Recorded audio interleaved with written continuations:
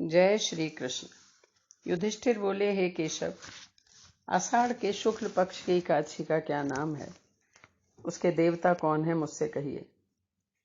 श्री कृष्ण जी बोले कि मैं तुम्हें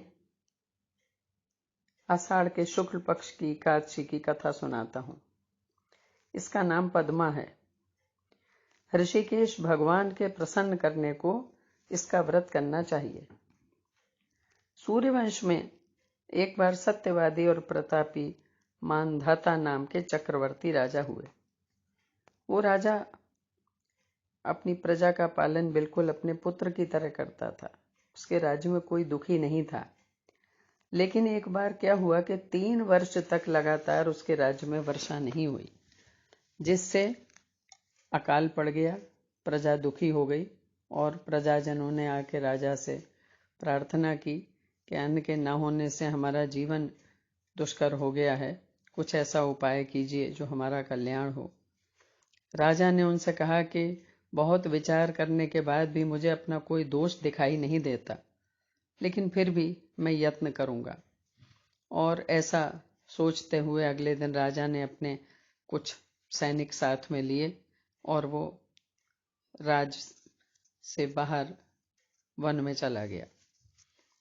वन में जाके उसने बहुत से मुनीश्वरों के आश्रम देखे। वहां पर उसने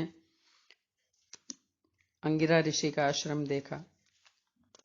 उतर के राजा अंगिरा ऋषि के पास गया, ऋषि को प्रणाम किया। ऋषि ने बड़े आदर सम्मान से राजा के राज्य के 7 अंगों की कुशल पूछी। राजा ने अपनी भी कुशल सुनाई और अपनी समस्या भी बताई कि मेरे राज्य में 3 वर्षों से वर्षा नहीं हुई है, जिसके कारण प्रजा बहुत दुखी है। मुनि कुछ देर खामोश रहे और उसके बाद में उन्होंने बताया कि देखो, ये सतयुग है, सब युगों में उत्तम है। इसमें तपस्या करने का अधिकार और पूजा पाठ करने का अधिकार, वेद पढ़ने का अधिकार केवल ब्राह्मणों को है। और तुम्हारे राज्य में एक शूद्र तपस्या कर रहा है, इसलिए वर्षा नहीं हो रही। उस शूद्र को मारने का प्रयास करो।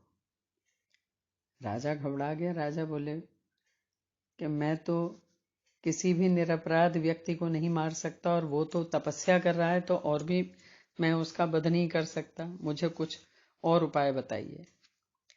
तो ऋषि ने कहा कि अगर ऐसा है तो आषाढ़ के शुक्ल पक्ष में पद्मा नाम की प्रसिद्ध एकादशी है। जब यह आए तो इसका व्रत करना, निश्चय ही वर्षा होगी। ये सब सिद्धियों की देने वाली और सब उपद्रवों को नष्ट करने वाली है। तुम प्रजा और परिवार सहित इसका व्रत करो। मुनि का ये वचन सुनकर वो महल में आया और पद्मा एकादशी आने पर उसने अपने परिवार सहित पद्मा एकादशी का व्रत किया। भगवान की ऐसी कृपा हुई कि लोगों को सुख हुआ, वर्षा हुई और पृथ्वी धन धान्य से संपन्न हुई। इसलिए ये उत्तम व्रत करना चाहिए। इस एकादशी को देवशैनी भी कहते हैं। हमारे पुराणों में ऐसी मान्यता है कि देवशैनी एकादशी के दिन भगवान विष्णु 4 महीने के लिए निद्रा के लिए शयन कर लेते हैं और अपना जितना कार्यभार है संसार चलाने का, वो भगवान शिव के निमित्त दे देते हैं और भगवान शिव उस कार्य को संपन्न करते हैं। इसको चातुर्मास कहते हैं। और ये चातुर्मास, ये 4 महीने का जो समय है, ये अपने आप में बड़ा पुण्यशाली होता है। लेकिन इसमें सारे विवाह आदि मांगलिक कार्य बंद हो जाते हैं, निषेध हैं। केवल भगवान का स्मरण, सुमिरन, जप, तप, भजन करना चाहिए। बहुत से ऋषि मुनि पहले तो चातुर्मास में एक जगह ही रहते थे, चातुर्मास में भ्रमण नहीं करते थे। लेकिन अभी भी समय के अनुसार चातुर्मास में ऐसे बहुत से नियम बताए गए हैं जो सामान्य व्यक्ति भी कर सकते हैं। जैसे देवालयों की सफाई करना, जल छिड़कना, रंगोली बनाना प्रतिदिन का काम है, सेवा है। विष्णु भगवान को तुलसी अर्पित करना, सूर्य को प्रतिदिन जल देना और सूर्य मंडल में भगवान विष्णु की छवि का दर्शन करना। अपनी सामर्थ्य के अनुसार जो भी व्यक्ति इस चातुर्मास में दान करता है उसका कोटि गुना फल प्राप्त होता है। इसमें गायत्री का जाप करना चाहिए, जिससे व्यास जी प्रसन्न होते हैं, और व्रत की समाप्ति पर एक सुंदर अक्षरों वाली पुस्तक दान में दी जा सकती है। जो विष्णु भगवान को नित्य तुलसी से पूजन करते हैं उनके पुण्यों की संख्या चित्रगुप्त भी गिनने में समर्थ नहीं है। विष्णु भगवान को शालिग्राम रूप में प्रतिदिन पंचामृत से स्नान कराया जा सकता है। ये छोटे छोटे नियम हैं। पंचामृत से स्नान कराना, प्रतिदिन तुलसी चढ़ाना, गायत्री मंत्र का जप करना, भगवान शिव को दूर्वा चढ़ाना, बिलपत्र चढ़ाना और तिल का पात्र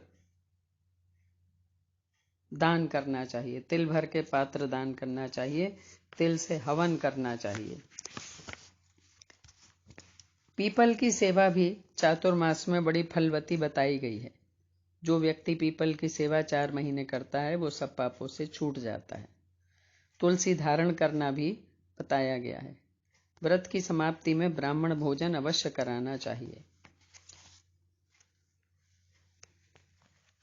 शिव के सामने या केशव भगवान के सामने जो मनुष्य नित्य कीर्तन भजन करता है उसको